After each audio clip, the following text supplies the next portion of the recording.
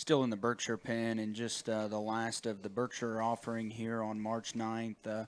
On the stick there, Levi's got 38-7, kind of the bigger bear in this particular litter, if you will.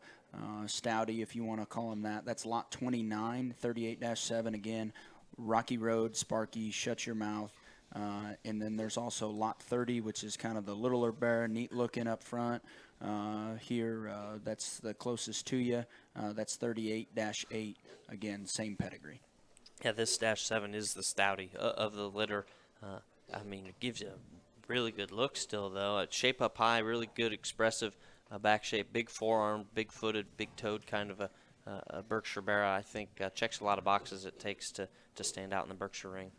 Yeah, expansive is one word that I would use to describe that hog. I mean, and proportions very well from the side. I mean, he's probably not as neat at the base of his neck as the little guy is, but he's still very good there. Just looks like one of them Berkshire barrows that's going to feed for a lot of people.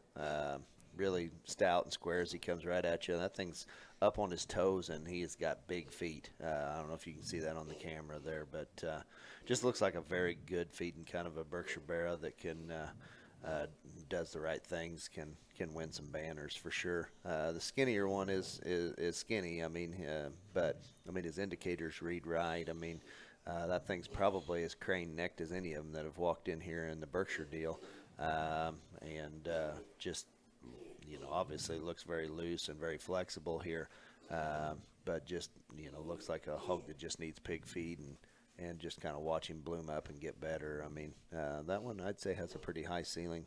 Two barrows that probably need two different feed buckets, but at the same point in time, I think two hogs that have a possibility of hanging banners in the end.